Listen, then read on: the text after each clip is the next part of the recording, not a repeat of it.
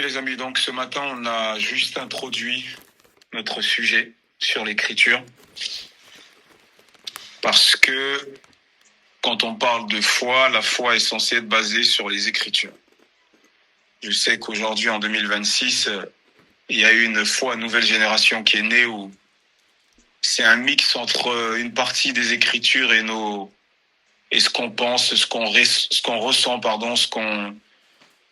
ce à quoi on réfléchit, etc., etc. Mais la foi véritable, la foi des anciens, c'est uniquement l'écriture. D'ailleurs, il y a un passage dans Romains qui dit ça. La foi vient de ce qu'on entend, et ce qu'on entend vient de la parole du Messie. Et donc, comment appuyer sa foi sur les Écritures si déjà on n'a pas les bonnes Écritures, ou alors on ne les a pas dans leur entièreté, ou alors si elles sont un peu corrompues. Comment appuyer notre foi sur les Écritures? Donc, dans cette étude, dans l'introduction à cette étude, il s'agit de montrer véritablement quelles sont les vraies Écritures. Shalom Jean-Brice. Bon, t'as rien loupé, hein. Je fais juste un résumé de ce matin. Donc, il s'agit de montrer quelles sont les vraies Écritures. On n'a pas la prétention d'avoir tout retrouvé, ne serait-ce que parce que il y a plus de 2000 ans qui sont passés. Même si les découvertes ont été faites à Qumran, il y a des chances qu'il y ait des choses qui soient passées à la trappe. Mais en tout cas, de ce qui existe de notre temps, on peut dire que on sait ce que sont les Écritures, de ce qui existe. Peut-être dans 5, dans 10 ans, on fera une autre découverte sur d'autres Écritures manquantes, c'est possible. Mais en tout cas, de ce qui existe, on peut retrouver avec du travail, avec de la détermination, les vraies Écritures. On peut retrouver les erreurs dans les textes bibliques. On peut retrouver les trafics qui ont été faits, parce qu'il y a des moments où c'est pas des erreurs, c'est des trafics. De toute façon, c'est impossible de faire des erreurs dans la transmission du texte biblique, puisque les scribes qui se passent les textes connaissent le texte par cœur en général, passent des heures là-dessus. Donc, au bout d'un moment, de main à main, s'il y a une erreur, on la détecte. Donc, s'il y a quelque chose qui va pas, c'est pas une erreur, c'est volontaire. Donc, l'exercice auquel je vais me livrer ce soir, c'est vous partager un peu quelques petites perles qu'il y a dans les textes bibliques, des choses qu'on croit normales et acquises et qui, en fait, sont loin d'être normales et acquises.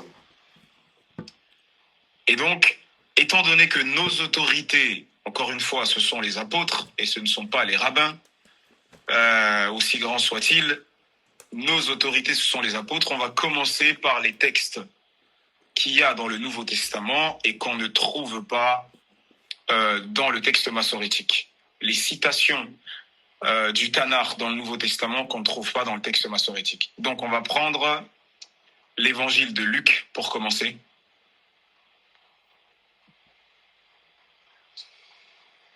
Et on va aller au chapitre 3.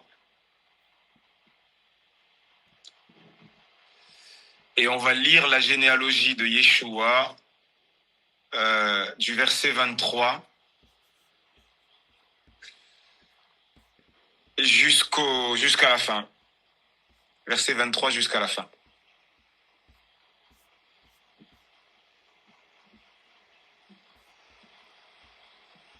Si quelqu'un peut nous aider, n'hésite pas, Steve.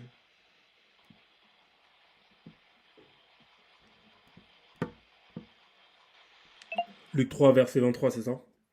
Ouais, de 23 jusqu'à la fin. Ok. Yeshua avait environ 30 ans lorsqu'il commençait son ministère.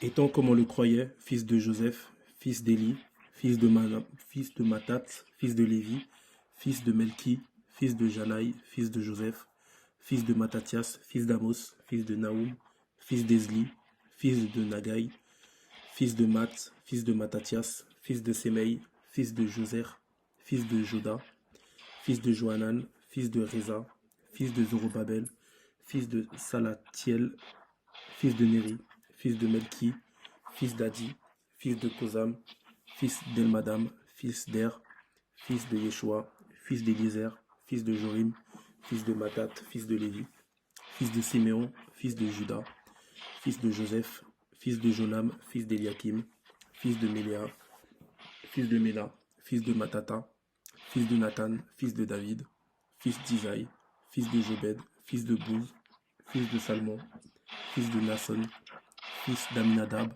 fils d'Admin, fils d'Arni, fils d'Esrom, fils de Péretz, fils de Juda, fils de Yaakov, fils d'Isaac, fils d'Abraham, fils de Tara, fils de Nachor, fils de Séru, fils de Rago, fils de Phalek, fils d'Héber, fils de Salah, fils de Caïnam, fils d'Arpachad, fils de Shem, fils de Noé, fils de Lamer, fils de Mathusalah, fils d'Enoch, fils de Jared, fils de Maléel, fils de Caïnan, fils d'Enos, fils de Seth, fils d'Adam, fils de Dieu.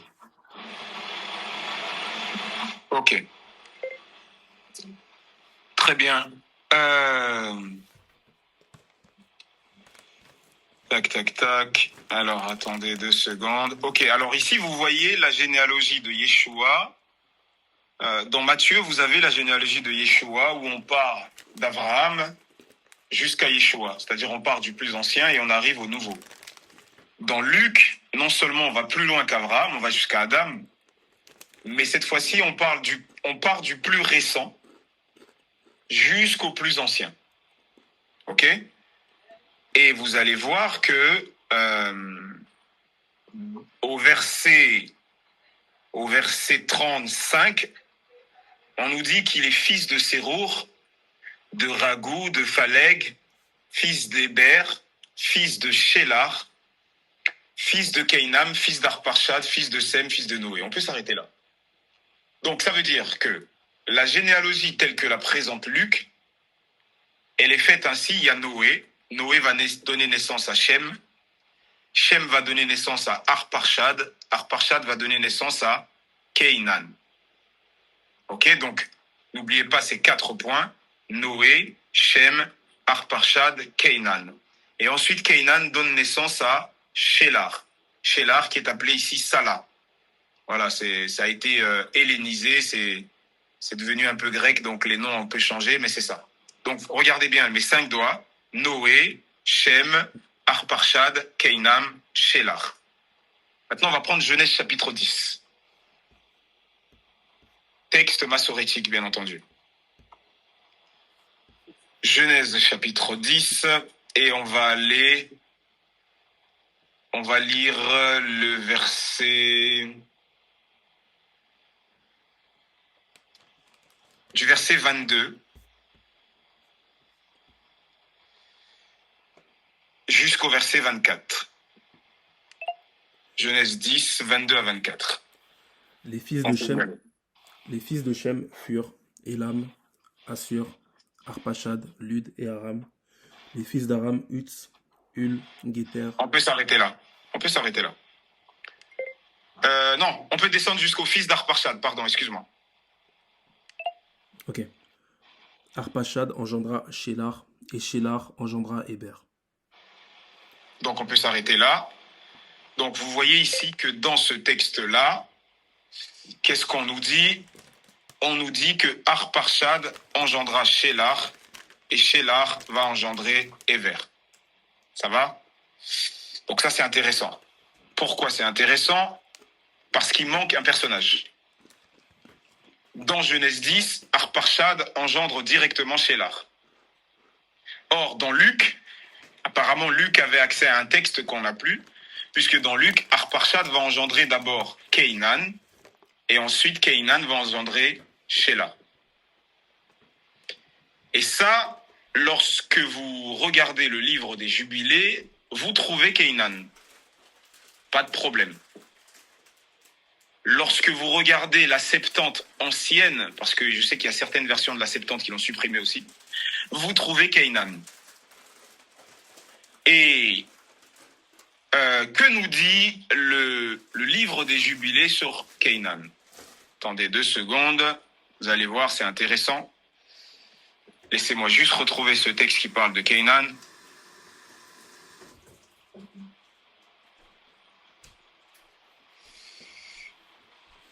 Alors.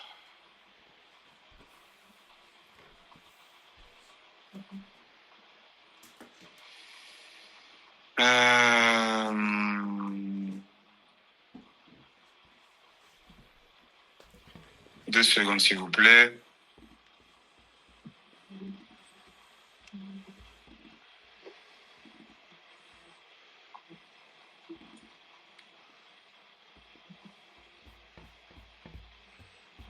Voilà. Alors, dans le livre des Jubilés, punaise, il est où ce chapitre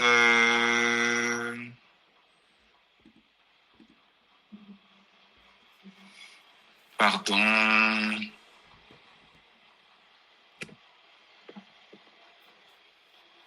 Alors, dans Jubilé chapitre 8, est-ce que tu peux nous lire, s'il te plaît, Steve, Jubilé 8, versets 1 à 5. Ok.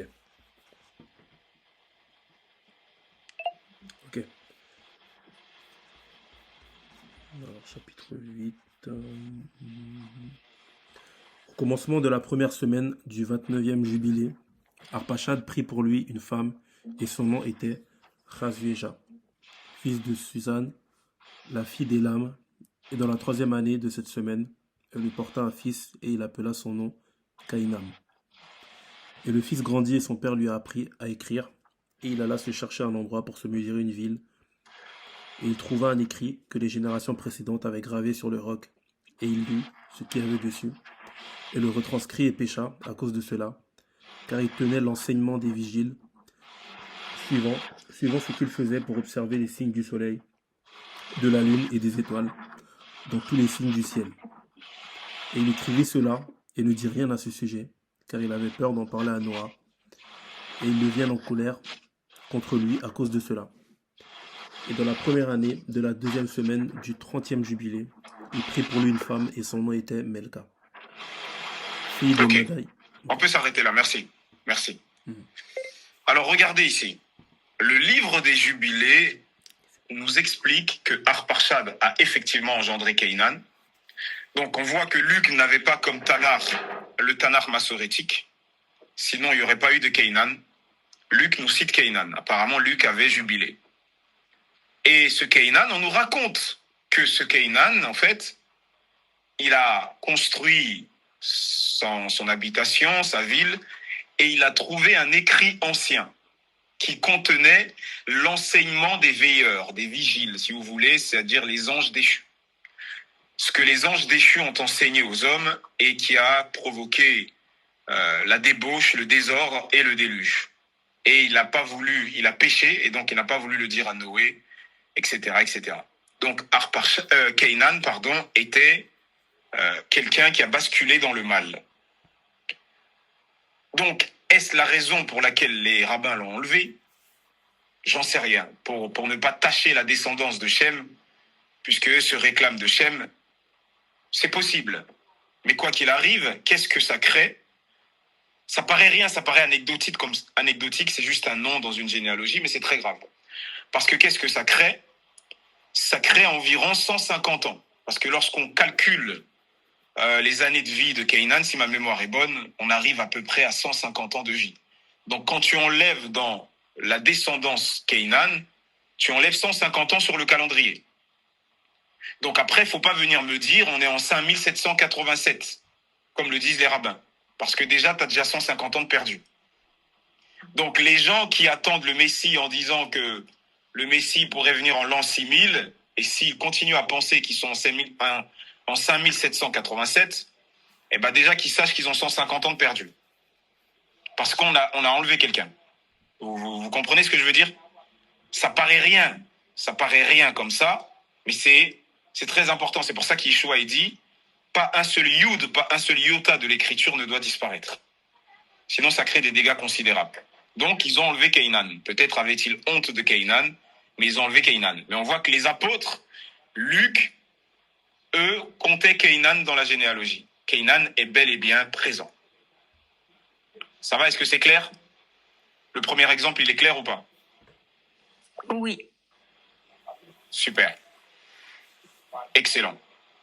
Deuxième exemple, on va lire Deutéronome 32, versets 8 à 9.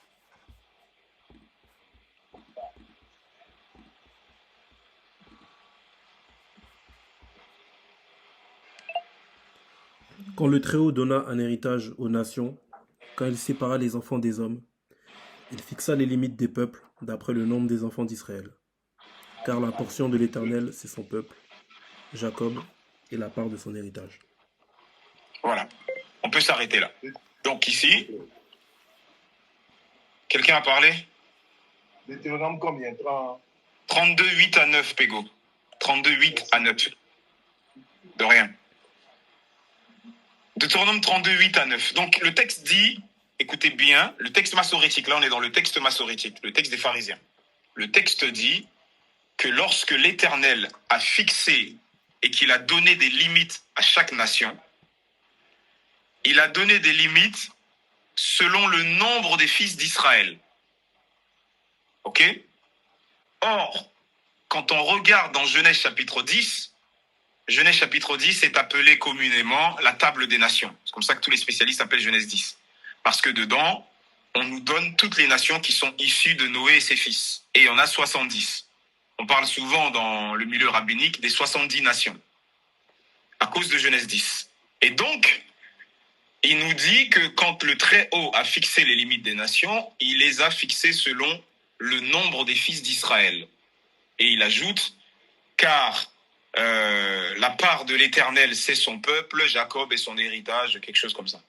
Et donc, quand on lit ce passage, on comprend que Dieu a regardé le nombre des fils d'Israël. Souvenez-vous que Israël, c'est Jacob. Il a regardé le nombre des fils d'Israël et il s'est dit, tiens, prophétiquement, il a vu combien seraient les noms des fils d'Israël, et il s'est dit, bah tiens, on va fixer le nombre des nations comme le nombre des fils d'Israël. Et cet argument est pris par les rabbins pour dire que Israël est le microcosme des nations. Israël représente en lui-même, dans sa constitution, les nations, mais en miniature. Ok? Maintenant, on va lire Actes chapitre 7, verset 14. On va voir si Étienne nous dit la même chose. Acte 7, 14.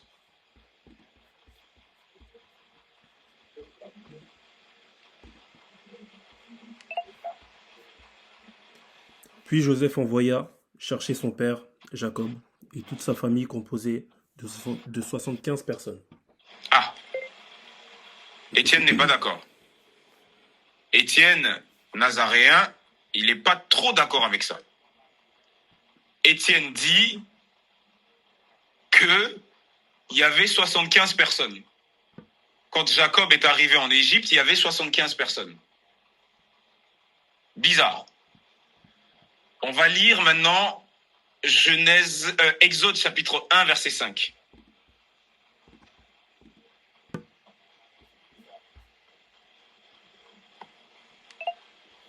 Les personnes issues de Jacob étaient au nombre de 70 en tout. Joseph était alors en Égypte. Bon, le texte massorétique nous dit qu'ils étaient 70. Étienne nous dit qu'ils étaient 75.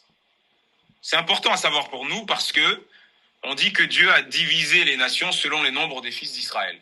Étienne nous dit 75, le texte massorétique nous dit 70. On va lire Genèse 46. Et on va lire le verset 27. Genèse 46, verset 27.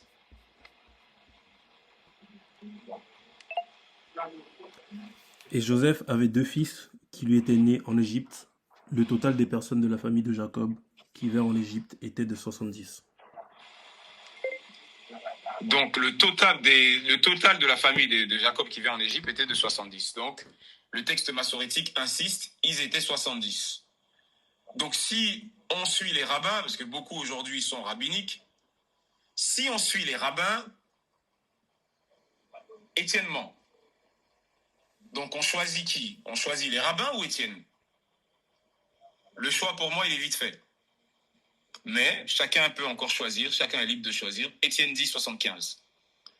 Et lorsque je regarde, parce que on n'a pas retrouvé Genèse 46, 25, 27 à Qumran, puisque le texte était tellement gâté qu'on n'a pas retrouvé ce verset précis.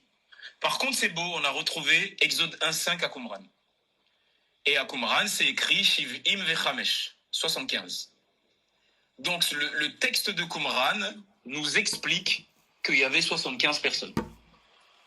Alors, la question qu'on peut se poser, Qumran et Étienne disent qu'il y avait 75 personnes. Pourquoi les rabbins ont mis 70 personnes? Dans quel but ils ont voulu à tout prix faire coller à 70 personnes? Premièrement, parce qu'ils se sont aperçus que dans la table des nations, il y avait 70 nations. Et que le texte de Deutéronome 32.8 parle des limites des nations. Le texte de Deutéronome 32.8, ouais, la Septante aussi a 75 personnes. Merci Jean-Brice. Genèse 46, 25, la Septante. Ouais, la Septante, on en reparlera un peu plus tard, à 75 personnes. La Septante, elle se base essentiellement sur Qumran. Donc, c'est intéressant. Ils ont vu que Deutéronome 32.8 parle des limites des nations, et ils ont vu que le partage des nations, il y a eu 70 nations. Sauf qu'ils ont dit, selon les fils d'Israël. Or, c'est pas ce qui est écrit dans le texte à Qumran. À Qumran, c'est écrit que Dieu a divisé les nations selon le nombre des fils d'Élohim, Bnei Elohim. Alors vous allez me dire, mais en quoi ça les gêne? Si le texte est écrit Bnei Elohim, pourquoi ils ont changé en Bnei Israël, en fils d'Israël? Qu'est-ce qui les dérange? Eh bien, voici ce qui les dérange. Très souvent dans la Bible, quand on parle des fils d'Élohim, on fait allusion aux anges. Par exemple, dans Job chapitre 1, il nous est dit que les fils d'Élohim étaient réunis et que Satan est venu parmi eux. Dans Genèse chapitre 6, lorsqu'on parle, chapitre 5, lorsqu'on parle des 5-6, lorsqu'on parle des anges qui sont descendus et qui ont pris les filles des hommes, on dit que ce sont les fils d'Élohim. Ok?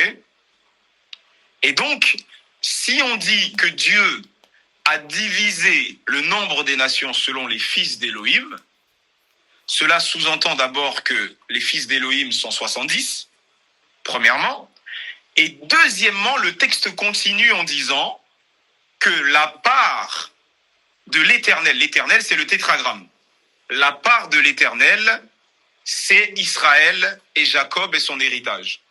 Et donc qu'est-ce que ça sous-entend? Ça sous-entend que l'Éternel, le tétragramme, n'est que un parmi les fils d'Élohim. Puisque le verset 8 nous dit que Dieu a divisé selon les fils d'Élohim et qu'au verset 9 on nous dit que dans tout ça, l'Éternel, le tétragramme, sa part c'est les fils d'Israël. Et donc, pour ne pas qu'on pense que l'Éternel, le tétragramme, n'est que un vulgaire ange parmi les anges, parmi les Élohim, alors on a changé ça en fils d'Israël. Pour éviter qu'on compte le tétragramme parmi les fils d'Élohim. Est-ce que ça va? Est-ce que vous arrivez à me suivre?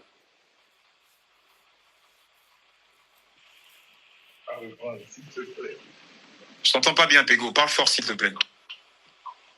Pas très bien compris, s'il te plaît. Je répète. Verset 8, Dieu a divisé les nations selon le nombre des fils d'Élohim. Ça, c'est ce que dit le texte originel. Et verset 9, la part de Yod E Vav E YHWH, c'est Israël, Jacob et son héritage. Quand tu dis ça à la suite du verset qui dit que Dieu a divisé selon les fils d'Élohim, on pourrait comprendre que Yod E Vav E YHWH n'est que un parmi les fils d'Élohim, et le verset 9 nous dit parmi les 70 nations, quelle est sa part. En gros, c'est ce qu'on pourrait comprendre. On pourrait comprendre que Dieu a divisé les 70 nations selon les fils d'Élohim, mais que parmi ces nations, la part de Yod E Vav E, c'est Israël, sur les 70 nations. Et donc, pour ne pas qu'on confonde Yod et Vav et le tétragramme à un fils d'Élohim, ils ont trouvé nécessaire de changer pour mettre fils d'Israël. Ça va ou pas? C'est bon, c'est bon, c'est bon. Ok. Donc, à partir du moment où ils ont modifié pour mettre fils d'Israël, ils ont été obligés de modifier les textes qui, à l'origine, disaient que les Israélites étaient 75. Parce que s'ils ne le faisaient pas, il y aurait eu un problème avec le nombre de nations citées dans Genèse 10, qui, elles, sont 70. Vous me suivez ou pas? Non, vous me suivez pas. Est-ce que ça va? Est-ce que vous êtes vivant? Oui. Est-ce que vous me suivez? Mi-vivant, mi-mort. Qu'est-ce que vous n'arrivez pas à comprendre? Dites-moi, soyez précis, comme ça je réponds de façon précise. Mais moi, je sais qu'en me remettant l'audio, ça va rentrer. Je vais finir par comprendre. Oui, mais moi je veux que tu comprennes en direct. Je veux pas que tu comprennes. Ah. C'est mieux. Est-ce que quelqu'un parmi vous a compris? Si cette personne a compris, est-ce qu'elle peut nous faire l'explication? Ne me faites pas peur, parce que là, je vais commencer à croire que j'explique mal. Aline qui rigole, personne n'a compris. Excellent. Jean-Brice et Garvin, je sais qu'ils ont compris, parce que j'étudie ces choses avec eux, donc là, il n'y a pas de souci. Mais les autres, est-ce que vous avez compris? Steve, est-ce que tu as compris? Non, j'ai perdu le fil. En fait. Ok. Explique encore. Ok. Ok, je réexplique. Deutéronome 32:8. Lorsque Dieu a divisé les nations et qu'il leur a donné un héritage, c'est-à-dire une possession, une terre, un peuple, une nation, une langue, tout ce que vous voulez, il les a séparés selon le nombre des fils d'Élohim. Ça, c'est ce que dit le vrai texte. Si vous voulez, c'est comme si je dis, écoutez bien, hein, c'est comme si je dis, voilà, j'ai acheté un terrain, j'ai acheté, je sais pas moi, 10 hectares, et ces 10 hectares, je les ai divisés selon le nombre de mes disciples. Donc, ça veut dire j'ai donné 1 hectare à chaque disciple. Et juste après, la phrase d'après, je dis, la portion de Steve, c'est la portion qui se trouve à l'ouest. Qu'est-ce que vous allez comprendre? Que Steve fait partie de mes disciples. Vrai ou faux? Oui. Vrai. Ouais. Très bien. Donc c'est exactement la même chose qu'on dit ici. Dieu a divisé les nations selon le nom des fils d'Élohim. Et juste après, il dit, la portion de l'Éternel, donc le tétragramme, c'est Israël. Donc qu'est-ce qu'on comprend? Qu'est-ce qu'on peut comprendre? Que le tétragramme, l'Éternel, fait partie des fils d'Élohim. Est-ce que vous comprenez? Oui. Oui, là, ça va. Ok. Donc, les rabbins n'ont pas voulu que l'on croie que le tétragramme fait partie des fils d'Élohim. Sinon, ce serait le rabaisser. Alors, ils ont changé fils d'Élohim en fils d'Israël. Ça va jusque-là? Oui. Très bien. Sauf que, quand tu fais ça, étant donné qu'il s'agit ici du nombre des nations, le nombre des nations dans Genèse 10, il y en a 70. Mais toi, tu viens de faire une modification. Et cette modification, qu'est-ce qu'elle dit? Elle dit que les nombres des fils d'Israël sont exactement les mêmes que le nombre des nations.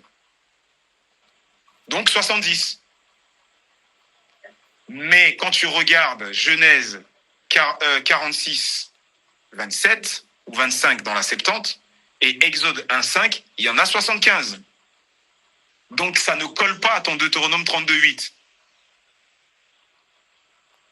Est-ce que vous me suivez? Ouais. Là, ouais. Et donc, qu'est-ce que tu es obligé de faire pour que ça colle? Tu es obligé de modifier le nombre 70 en 75. De 75 en 70, pardon. Pour que ça colle. Ça va, vous me suivez? On suit. Très bien. Donc, de une modification, Bné Elohim, fils d'Elohim en fils d'Israël, on est arrivé à 3 modifications. Puisque en modifiant fils d'Elohim en fils d'Israël, on a dû retoucher les 2 textes qui parlent de 75 personnes qui sont descendues en Égypte pour que ça fasse 70. Ça va ou pas? Pour tout le monde, ça va? Nickel. Ça va. Parfait. Donc là, vous avez 2 exemples de modifications. Vous allez me dire, c'est pas si grave que ça. Mais si, c'est grave. Parce que premièrement, tu touches à la parole de Dieu. Deuxièmement, pour Kéinan, on a vu, il y a des conséquences. 150 ans au moins sur le calendrier. Et là, tu nous donnes un sens. Dieu peut-être voulait nous enseigner quelque chose avec les fils d'Élohim. Toi, tu as décidé arbitrairement de le changer en fils d'Israël. Pourquoi tu fais ça? Pourquoi tu ne laisses pas le texte tel qu'il est? C'est pour ça que beaucoup de ceux qui suivent les rabbins ne se rendent pas compte de ce que ça implique de les appeler nos sages, comme on l'a fait dans le passé. Beaucoup de ceux qui se disent nazaréens aujourd'hui suivent les rabbins et les appellent les sages. Ils leur font une confiance aveugle. Dès qu'ils ont un texte, ils vont aller vérifier ce que dit la Mishnah, ce que dit le Talmud. Qu'on vérifie juste par curiosité, ça ne me dérange pas. Mais qu'on vérifie pour que ça compte dans notre interprétation, c'est très grave. Il faut faire très attention. Parce que ces gens ont fait des dégâts considérables. Des gros dégâts. Maintenant, on va lire Deutéronome 32, troisième texte, toujours, verset 43. Deutéronome 32, 43. Et quelqu'un d'autre, Jean-Brice, si tu veux bien, Steve va le lire dans la version massorétique, Jean-Brice va me le lire dans la Septante. Vas-y, Steve. Nation, chantez les louanges de son peuple, car l'Éternel venge le sang de ses serviteurs. Il se venge de ses adversaires, et il fait l'expiation pour son pays, pour son peuple. Merci. Donc ici, on appelle les nations à faire quoi? À chanter les louanges de son peuple? Vanter les louanges de son peuple? Chantez les louanges. Chanter les louanges. Oh là là. Ok, bon. Très bien. Et on nous dit, car l'Éternel venge, etc., etc. Super. Jean-Brice, je sais pas si tu peux ouvrir ton micro ou pas, mais si tu peux, version 70, ce serait bien.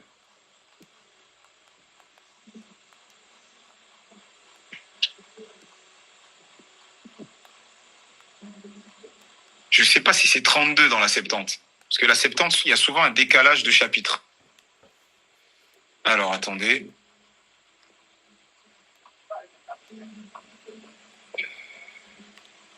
Est-ce que Jean-Brice est vivant? 32, 43. Ouais, bah c'est 32, 43.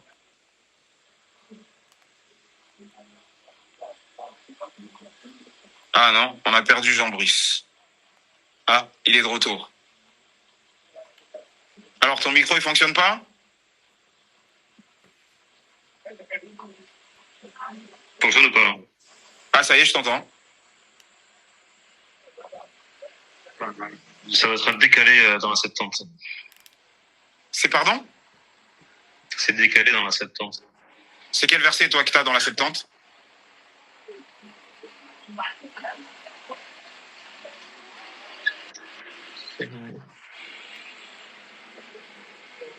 Verset combien, t'as? Je cherche justement. Bah, moi, je le vois ici dans 70 en ligne, 32, 43. 32, 43. Réjouissez-vous cieux. Oui, c'est ça. Exactement. Super. Donc réjouissez-vous, cieux, avec son peuple, que tous les anges de Dieu se prosternent devant lui. Réjouissez-vous, nations, avec son peuple, et que tous les fils de Dieu se fortifient en lui, parce que le sang de ses fils a été vengé.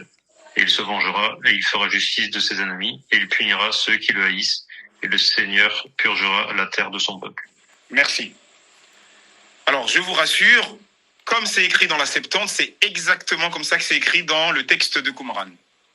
Maintenant, Steve, on va faire la lecture ensemble et tu vas me dire les différences. Donc, première phrase, réjouissez-vous, cieux, avec son peuple. Est-ce que tu as ça?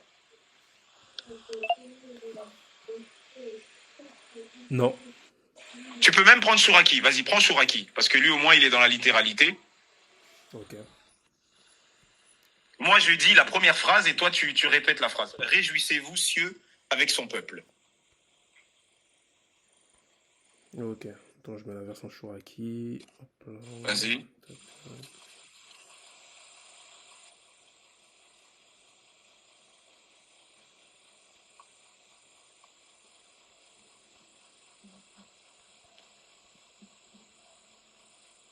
Ok. Jubilé nation de son peuple. Donc, tu vois, là où il y a écrit cieux, Shamaïm, dans le texte de Qumran, il y a écrit Goïm dans le texte massorétique. Donc, on a changé cieux en nation. Je ne sais pas pourquoi, mais on continue. Que tous les anges de Dieu se prosternent devant lui. Est-ce que tu as ça? Ah non, même pas. Il venge le sang de ses serviteurs. Très bien. Donc, à Qumran, c'est que tous les anges de Dieu se prosternent. Dans la Septante, pardon, c'est que tous les anges de Dieu se prosternent devant lui. Et vous allez voir que à Qumran, alors attendez, je vais le retrouver, celui de Qumran. À Qumran, c'est un peu différent, je crois. C'est que tous les Elohim se prosternent devant lui. Ça, tu le trouves nulle part dans la version massorétique.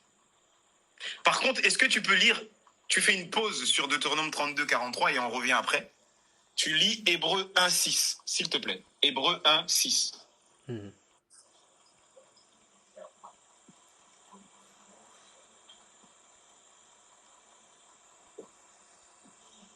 En version Chouraki? Oh, peu importe, sur Aki, Louis II, comme tu veux. Ok. Bon, version Chouraki.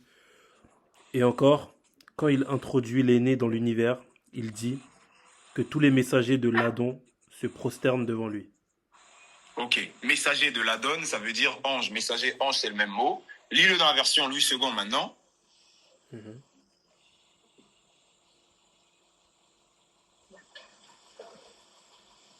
tous les anges de Dieu l'adorent. Ouais, l'adore, se prosterne, c'est plutôt se prosterne, hein. Proskuneo en grec. Tu peux le lire, s'il te plaît? Ok. Et de nouveau, lorsqu'il introduit dans le monde le premier-né, il dit que tous les anges de Dieu l'adorent. Voilà, l'adorer, c'est une mauvaise traduction. Proskuneo, c'est vraiment se prosterner. Et ça colle avec l'hébreu ishtachavu. Donc, il se prosterne. Donc, Hébreux 1, 6, si tu n'as pas la Septante ou si tu n'as pas le texte de Qumran, Hébreux 1, 6 est une citation d'un auteur du Nouveau Testament qui apparemment n'existe pas. Il a inventé de toutes pièces. Donc, si tu prends ça pour discuter avec un juif rabbinique, pour lui dire, regarde, ici on parle du Fils de Dieu et qu'on dit que lorsque Dieu l'a introduit dans le monde, il est écrit que tous les anges de Dieu l'adorent ou se prosternent devant lui, il va te dire, mais vous inventez des choses, ça n'existe pas. Vous inventez, ça n'existe pas. Or, ça existe bel et bien dans Deutéronome 32, 43, mais ça a été effacé par les rabbins. Tu suis? Reviens maintenant à Deutéronome 32, 43. On va continuer à lire, version Chouraki. Phrase suivante.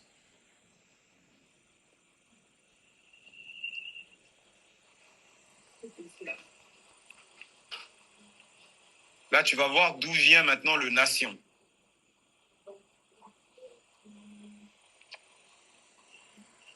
Ok, Deutéronome 32, 43. Jubilé nation de son peuple, oui, il venge le sang de ses serviteurs. Il retourne la vengeance à ses oppresseurs. Il absout sa glèbe et son peuple. Voilà. Donc ici, tu as, phrase suivante, « Réjouissez-vous, nation, avec son peuple, et que tous les fils de Dieu se fortifient en lui. » Ça, tu ne l'as pas. Les Bnei Elohim, tous les fils de Dieu se fortifient en lui. Parce que le sang de ses fils a été vengé, etc. Donc, ils ont supprimé tout ce qui faisait allusion à un personnage singulier dans lequel on doit se fortifier et devant lequel on doit se prosterner. Ils l'ont supprimé. À ton avis, ils l'ont supprimé pourquoi? Quand tu réfléchis comme ça de façon logique. Oui, justement, pour ne pas qu'on croie en ça. Exactement. Pour supprimer toute allusion à Yeshua. Donc toi, quand tu lis ta Bible, tu prends Deutéronome 32, 43, tu lis, tu ne te doutes de rien. Tu sais pas qu'il s'est passé quelque chose de grave ici. Et tu lis Hébreux 1, 6. Le problème, c'est que beaucoup de gens aujourd'hui lisent sans se poser des questions. Quand tu lis un texte du Nouveau Testament où l'auteur cite un texte de l'Écriture, normalement, tu dois te poser la question, mais d'où il tire ça? Souvent, les apôtres, quand ils écrivent, ils disent « Et l'Écriture dit »,« Et il est écrit », etc. On doit chercher à savoir où se trouve ce texte. Et si tu fais la même chose avec Hébreux 1, 6, tu vas te rendre compte qu'il y a un problème. Ce texte n'existe pas dans la version massorétique. Il n'existe pas littéralement. Ça va? Ça va? C'est compris de tout le monde ou pas? Ok, super. Maintenant, regardez, je vais aller sur un site. Ce site-là s'appelle Mechon, donc vous écrivez M-E-C-H-O-N, Mamre, M-A-M-R-E. Mechon, M-E-C-H-O-N, M-A-M-R-E. C'est une Bible des rabbiniques. Et vous allez voir, normalement, Google va vous donner une suggestion, Bible bilingue hébreu-français. Dites-moi si vous avez ça. Oui, c'est bon. Si tu l'as, clique dessus et tu vas dans les psaumes. Psaume, ok. Et tu vas au chapitre 22, psaume 22.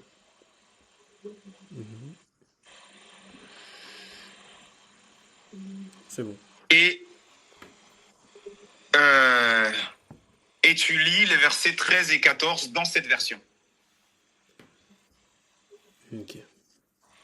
Des taureaux nombreux m'environnent, des bêtes puissantes de Bazan m'assiègent. Ils ouvrent contre moi leur gueule, tel un lion qui déchire et qui rugit. Ok. Alors non, pardon, c'est pas ce verset-là que je cherchais, c'est le lion qui m'a trompé. Le lion m'a trompé. Alors 2 secondes. Voilà, pardon, c'est plutôt le verset 17. Car des chiens m'enveloppent, la bande des méchants fait cercle autour de moi. Comme le lion, ils meurtrissent mes mains et mes pieds. Alors si tu verras que dans cette version, le « ils meurtrissent », il est entrecroché. Ça veut dire c'est pas ce qui est écrit en hébreu. C'est eux qui l'ont rajouté pour la compréhension. Mais littéralement, le texte dit « comme le lion, mes mains et mes pieds ». Maintenant, lis ce même verset, psaume 22, 17, dans ta Bible normale.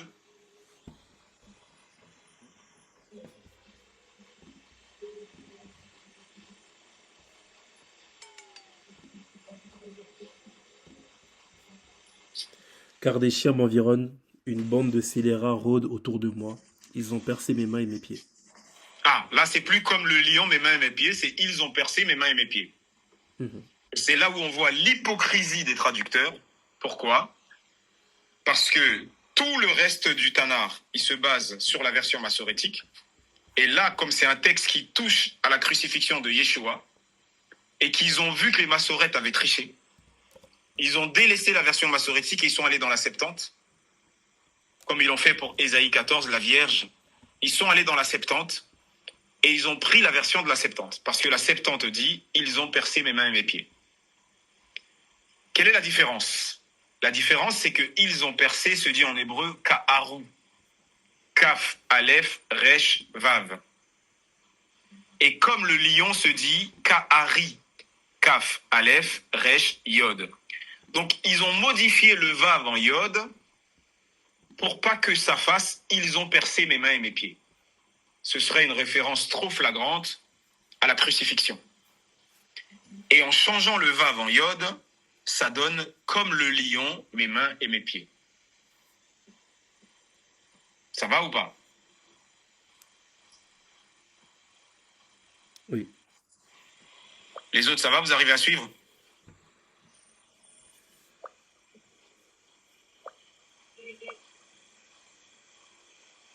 Ok. Et donc, ça, vous le voyez. J'ai devant moi la version de Qumran, c'est bien Ka'aru, ils ont percé. Eux, ils ont modifié, ils ont mis un yod, Ka'ari, comme le lion. Et donc, quand demain, tu vas te balader, comme aujourd'hui c'est le cas sur TikTok, sur plein d'autres trucs, tu vas même dans la rue, tu vas échanger avec un juif, tu vas lui dire, mais c'était prophétisé, parce que ce verset-là, Yeshua le cite sur la croix. Ils ont percé mes mains et mes pieds, afin que s'accomplisse, c'est ceux qui écrivent les évangiles qui le citent, afin que s'accomplisse ce qui est écrit de lui, ils ont percé mes mains et mes pieds. Donc le Nouveau Testament le cite. Toi, tu vas aller le montrer à un juif en disant, regarde, c'est l'accomplissement du psaume 22, 17. Mais oui, mais parce que toi, tu as la version en Bible en français, ok? Et tes traducteurs ont fui le texte massorétique pour un instant pour aller dans la Septante. Et donc toi, tu vas lui dire, regarde, psaume 22, 17, c'est écrit, ils ont percé mes mains et mes pieds. Sauf que lui, il va prendre sa Bible en hébreu, son texte massorétique, et il va te dire, mais tu es un menteur, c'est jamais écrit ça. C'est une modification des chrétiens. C'est écrit comme le lion, mes mains et mes pieds. Et là, tu vas être blanc. Parce que si tu n'as pas étudié ça, tu n'as aucune explication. Et tu es perdu.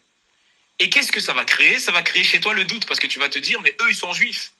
C'est eux qui ont les textes originaux. Donc, ça veut dire que nos traducteurs nous ont trompés.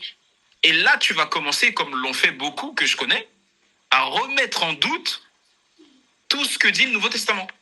Et c'est comme ça que beaucoup qui ont cru en Yeshua ont fait demi-tour et ont basculé dans le judaïsme rabbinique. Ça va, vous me suivez ou pas? Oui. Donc vous voyez comment c'est grave. C'est super grave. Et on vit avec ces textes-là parce qu'il n'y a personne pour nous expliquer. On vit avec ces textes-là parce que personne ne vient nous dire, mais en vérité, c'est comme ça. Faites attention, il y a ça. Ces enseignements-là, on ne les voit pas, personne n'en parle. Et on est obligé, nous, de faire ça, les amis, pour qu'on puisse s'en sortir. Sinon, c'est la galère, je vous le dis, c'est la galère. Et ça, ce que je viens de vous montrer, je vous assure, c'est vraiment, il y en a plein. Il y en a plein. Par exemple, on va prendre Job 7, 20. Vous allez voir, ça paraît rien, mais c'est très grave. Job 7, 20, là, les traducteurs ont suivi le texte massorétique, et donc on va le prendre. Job 7, 20.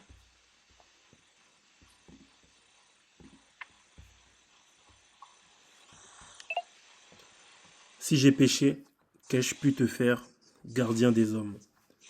Pourquoi me mettre en but à tes traits? Pourquoi me rendre à charge à moi-même? Voilà.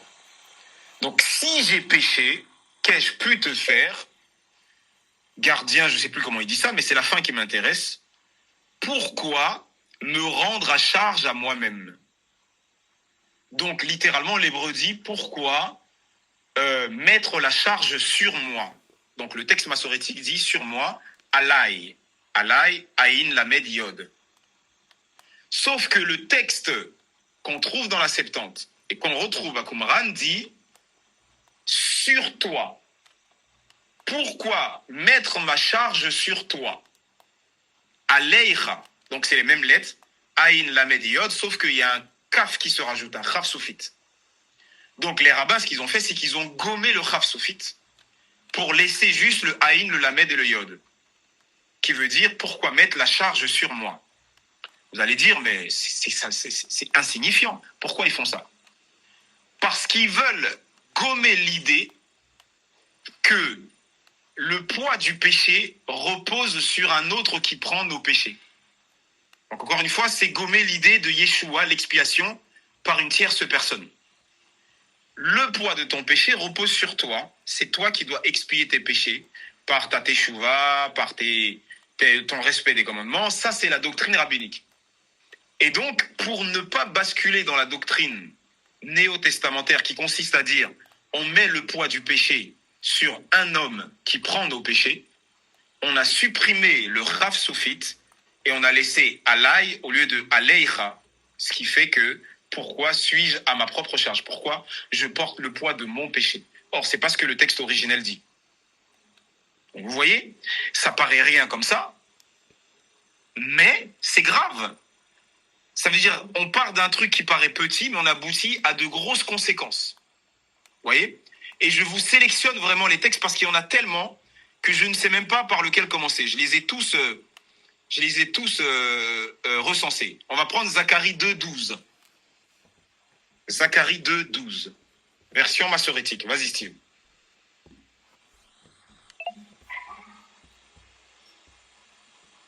L'Éternel possédera Juda comme sa part dans la terre sainte, et il choisira encore Jérusalem. Non, c'est pas possible.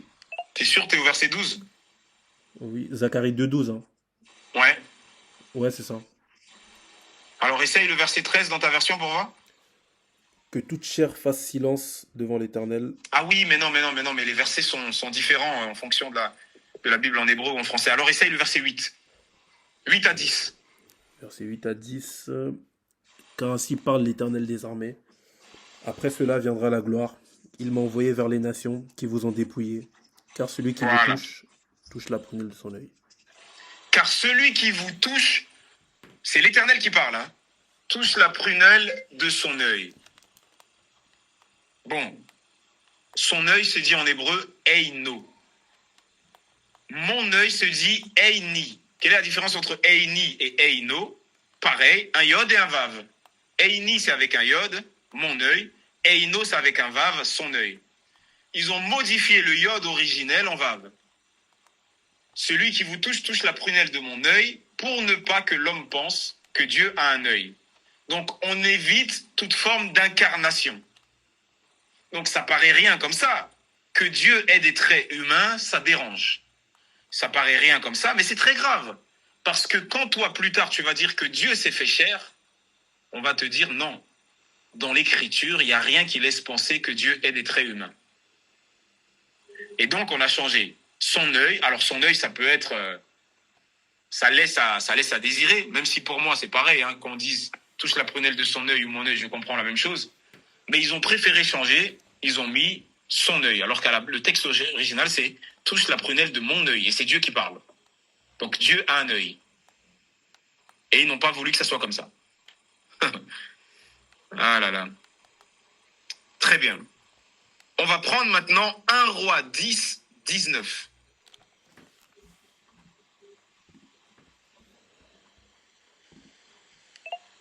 Un Roi 10, 19.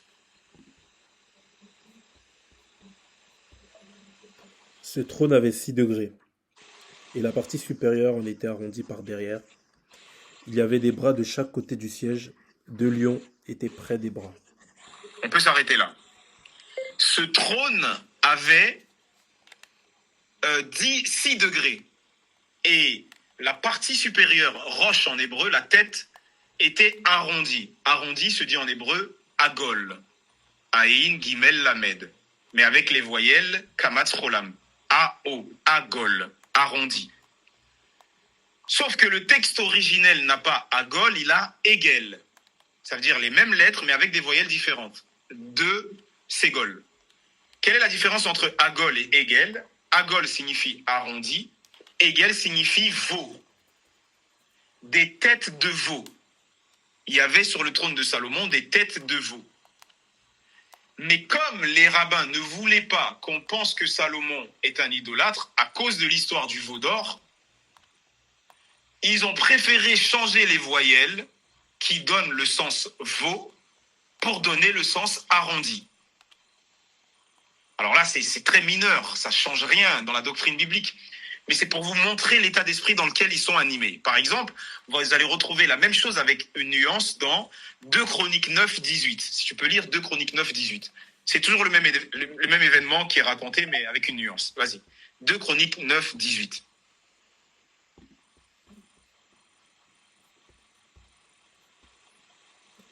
Ce trône avait 6 degrés et un marchepied. d'or, attenant au trône. Il y avait des bras de chaque côté du siège. 2 lions étaient près des bras.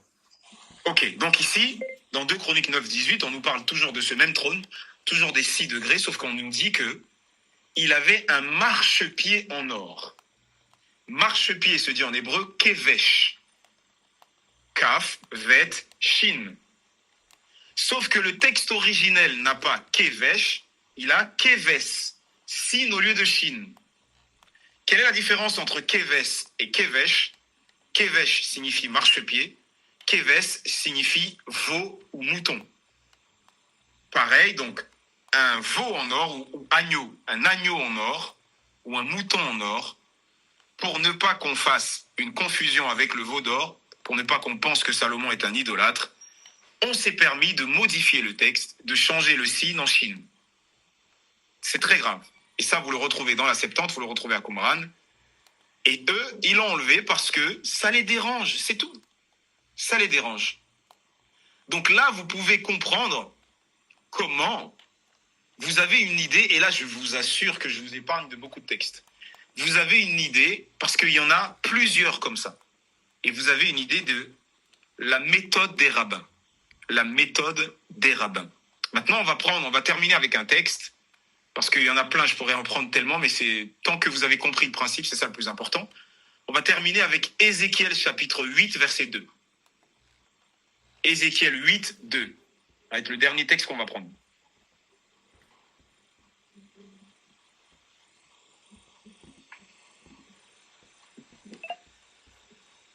Je regardais et voici, c'était une figure ayant l'aspect d'un homme. Depuis ses reins en bas, c'était du feu, et depuis ses reins en haut, c'était quelque chose d'éclatant, comme de l'airain poli. Ok. Lis Shuraki.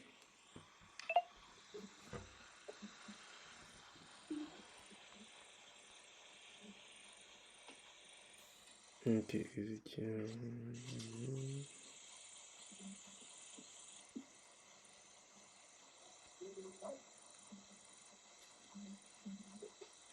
Je vois, et voici une ressemblance comme une vision de feu. Ah, tu vois ici que là, pareil, tes traducteurs ont fui. Tes traducteurs, bizarrement, là, ils n'ont pas suivi le texte massorétique. Parce que toi, dans ta version Louis II, je regardais, il y avait comme une figure d'homme. Sauf que la vraie version massorétique, elle te parle d'une vision de feu. Figure de feu. Ok? Parce que c'est écrit en hébreu, Demut kemar et esh. Donc, une figure comme une vision de feu. Toi, tu fais de l'hébreu, Steve, tu sais que le mot esh signifie feu. Esh, c'est Aleph, Shin. Sauf que le texte de Qumran n'a pas Esh. Le texte de Qumran, il a Ish. Un homme. Ok? Un homme. Aleph, Yod et Shin. Pas juste Aleph et Shin. Donc, qu'est-ce qu'ils ont fait? Ils ont supprimé le Yod pour que ça fasse Esh, feu. Pourquoi? Parce qu'ici, Ézéchiel décrit le trône de Dieu et on ne veut pas laisser penser que dans le trône de Dieu, il y a une face d'homme. Or, l'Apocalypse nous dit exactement la même chose, qu'il y a une face d'homme autour du trône de Dieu, même au milieu du trône. Et donc, ne voulant pas qu'on laisse penser qu'il y a une face d'homme, ils ont enlevé le Yod pour que le mot Ish, homme, se transforme en Esh, feu. Ok? Et ça, tu le retrouves dans le texte de Qumran et dans la version de la Septante. Mais ça, le texte massorétique l'a gommé parce que ça les dérange. Donc là, vous avez des exemples types des méthodes des pharisiens pour rendre la Bible à leur image. Donc, qu'est-ce qu'on va faire? Nous, on va étudier la Bible et à chaque fois qu'il y a des textes du Tanakh où il y a des erreurs, on va les étudier avec la version originelle pour ne pas se faire avoir par les erreurs. Et en plus de ça, on va étudier les autres textes que les pharisiens ont exclus du canon pour avoir une vision globale de l'écriture et de l'histoire de l'écriture. Voilà à quoi servait ma démonstration ce soir. Si vous avez des questions, on peut discuter rapidement, mais on va être moins long que ce matin. Je m'arrête là. Moi, c'est juste pour le passage que tu as dit dans l'Apocalypse, où on dit qu'il a un visage d'homme. C'est quel passage, s'il te plaît? Alors, Apocalypse chapitre 4, ça parle du trône de Dieu et ça parle de quatre faces, les quatre êtres vivants, et on nous parle de faces d'homme. Alors, attends, je te retrouve ça. Apocalypse 4, verset... Tac.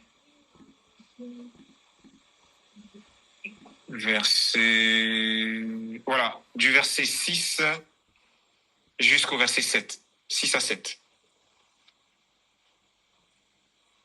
Ok, ouais, c'est bon, je l'ai. Ouais. Merci. Voilà, de rien. Est-ce que vous avez des questions, les amis?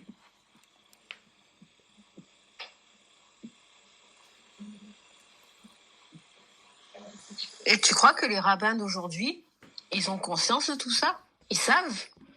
Alors, je ne pense pas que tous le savent. Je pense même que la grande majorité ne le sait pas. Par contre, c'est très intéressant. Qu'est-ce qu'ils ont fait? Les rabbins, ils ont fait un double jeu. C'est-à-dire, ils ont supprimé ces livres-là. Par contre, toutes les infos qu'il y avait dans ces livres-là, la plupart, ils les ont mises dans le Midrash. En disant, nos sages ont dit. Mais en fait, ce n'est pas vos sages qui ont dit. Ces infos-là existent dans l'écriture que vous avez éteinte. Il y a beaucoup d'infos que tu trouves dans le livre d'Enoch, de Jubilé, dans les testaments des patriarches, par exemple, que tu trouves dans le Midrash. Ils l'ont mis dans le Midrash en disant, Rabbi Intel a dit que tel verset signifie ça.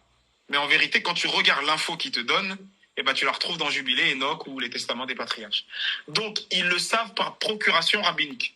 Mais ils ne savent pas tous forcément que ça provient de là. Mais des hommes comme Rashi, tout ça, ils le savaient. C'est juste qu'ils suivaient la règle des rabbins, c'est tout. Merci. De rien. Dans Deutéronome chapitre 4, verset 2, on dit « Vous n'ajouterez rien à ce que je vous prescris, et vous n'en retrancherez rien. » Mais quand ils ont vu ça, ils se sont pas dit « Mais attends, mais là, ce qu'on fait là, c'est chaud. » Mais non, ils ont rien ajouté. Ils n'ont rien ajouté selon eux. En ce qui concerne l'ajout, ils te disent c'est pas ajouté, c'est une tradition orale que Moshe a reçue du Sinaï. Donc puisque c'est Moshe qui l'a reçue, nous on n'ajoute rien. Mais même ça, en fait, c'est une invention. Puisque Moshe n'a jamais rien reçu de ce qu'ils appellent leur tradition. Ils l'ont inventé. Vous ne retrancherez rien, bah forcément, ils l'ont vu, mais ils vont te dire, qu'ils le font pour la gloire de Dieu. C'est ce qu'ils disent. Pour les modifications des passages, dans le Talmud, ils le disent clairement, ils le font pour la gloire de Dieu. Pour ne pas que Dieu soit profané par les humains. Ouais, j'abuse. Bah, en vrai, c'est à se demander s'ils croyaient en Dieu, hein, parce qu'en tout cas, ils n'avaient pas la crainte, quoi. Moi, je me pose des questions. Il y a juste à regarder ce que Yeshua dit d'eux. Ce sont des aveugles qui conduisent d'autres aveugles. Matthieu 15, Marc 7. Toute plante que n'a pas plantée mon Père sera déracinée. Méfiez-vous du levain des pharisiens et des sadducéens.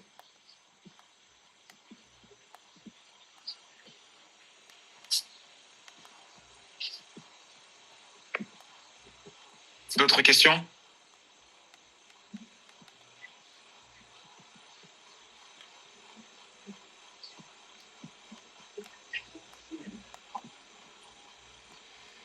Ok, donc on va commencer ce cursus d'études dès Shabbat prochain en prenant en compte tous ces livres-là. Et on va faire une sorte de paracha à notre façon, sans forcément s'arrêter sur le découpage rabbinique. Et notre but, c'est d'expliquer les choses depuis la création, au commencement, jusqu'à arriver le plus loin possible. Donc, c'est ce qu'on va faire, 2 études par Shabbat. Et puis, de temps en temps, je crois que tous les 3-4 Shabbats, 3 ou 4, je m'arrêterai. Il y aura un cours spécial dédié à des questions. Je vous interrogerai pour que vous me fassiez un résumé de ce qu'on a vu les 3 ou 4 derniers Shabbats pour voir si vous suivez. pour que tout le monde soit logé à la même enseigne, que personne ne prenne du retard, etc., etc. Est-ce que ça vous convient? Oui. Oui, c'est bon. Eh ben, c'est super, les amis. C'est super. Eh ben voilà, je vous retiens pas plus. Alors, bonne suite de Shabbat. Hein, je vous dis pas Shavua Tov parce que je sais pas si je l'ai enseigné à tout le monde, mais selon nous, notre calendrier, selon ce qu'on trouve à Qumran, le jour commence le matin. Il commence pas la veille au soir, comme les rabbins. Donc nous, le Shabbat, il a commencé ce matin et il finit demain matin. Pour les rabbiniques, il a commencé hier soir et finit ce soir. Mais c'est pas biblique. Voilà. Donc, je vous dis, au lieu de vous dire Shavua Tov, je vous dis bonne suite de Shabbat. Jusqu'à demain. Et bonne suite de Shabbat à tout le monde. Merci Voilà. à vous aussi. Allez, shalom à Oui. vous. S'il te plaît, pourquoi Merci beaucoup. Merci, Shalom. Merci. Shalom. ça a changé? Pourquoi c'est du matin au matin? Ce n'est pas du soir. Je ferai un vocal sur le groupe. Ah, c'est changé encore. Je ferai un vocal sur le groupe. J'expliquerai. Ça me ferait plaisir. Il n'y a pas de souci, t'inquiète, je le ferai. J'expliquerai. J'ai besoin de comprendre. Ok. Merci Steve d'envoyer l'enregistrement, s'il te plaît. Ok, pas de souci. Allez, shalom les amis. Shalom. Shalom. Ouais.